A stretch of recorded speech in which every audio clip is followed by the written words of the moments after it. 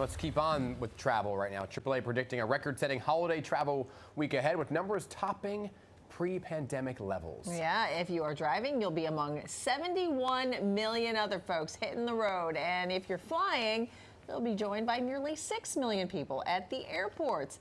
And we're here to help you navigate the trouble spots with the help of the AAA guru himself from the Northeast, Robert Sinclair. So good morning. Great to have you back here in the studio. Good to be back.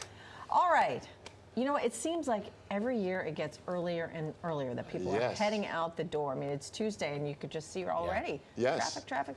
And in fact, we expanded the number of days that we count in our holiday travel period. So instead of Wednesday to Sunday, it's now Tuesday to Monday. Because so many more people are traveling, they're trying to beat the rush. And guess what? You just created a bigger rush. Well, yes, exactly. It's almost like rush hour every day, which is like really extended too, which is earlier and later now. But anyway, for people who are like, okay, so when should I leave? Is it like yesterday? Now. Yeah. Early in the morning. Literally. Yeah, before noon, especially today and tomorrow.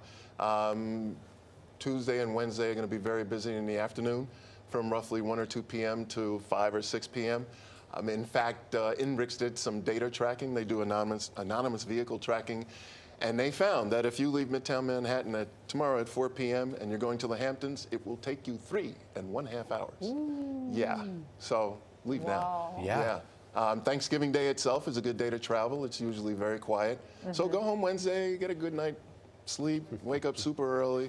If you leave at 5, 6 a.m., your destination's 200 miles away. It's about 4 hours. You'll get there by 10 a.m. Right. Plenty of time to have a good time. Right. Yeah. And, you know, whether you're going a great distance or you're sitting in the car for a long time, that guzzles a lot of gas, right? So how can we get cheaper gas? Is there cheaper gas?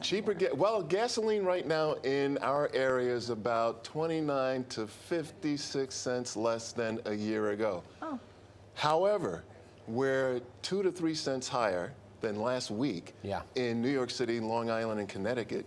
New Jersey is 10 cents per gallon higher than just a week ago, but they're still at $2.99.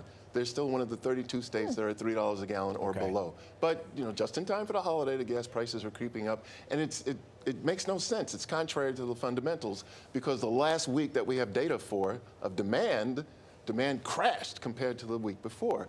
So there's still like a core 40% of people who have problems with gasoline prices. We did a survey asking drivers what the pain point was for the price of gasoline.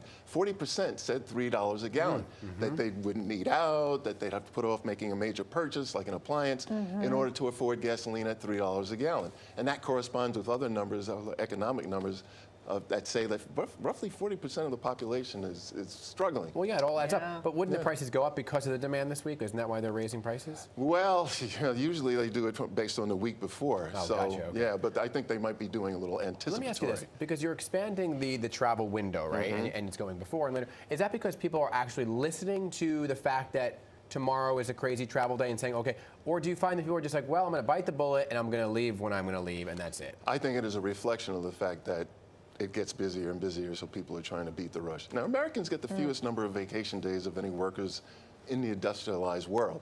So when we get the opportunity to take a trip, we might throw a vacation day or two with it. So we take advantage of that. So this time of year, very, very busy. Are they driving more than flying? Oh, absolutely. 90% of those who are traveling will drive to their destination. It gives you the independence to make your own schedule. You get to your destination, you'll have transportation. You can come back when you want. Yeah, but there's still a lot of folks flying. Yes.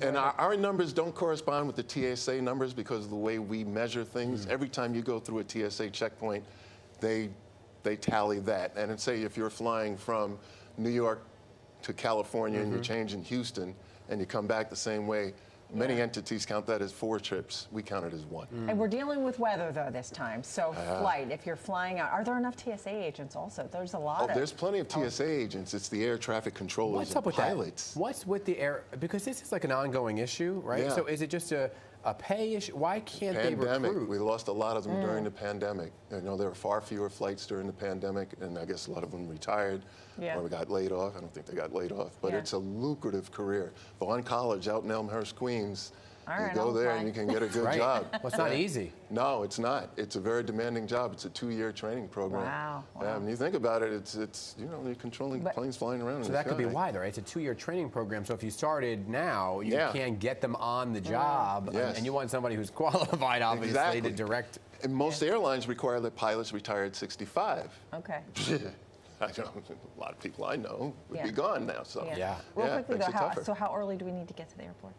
Oh, 2 hours for a domestic flight, 3 hours for international. And international travel is up despite the fact that airfares are about 3% higher.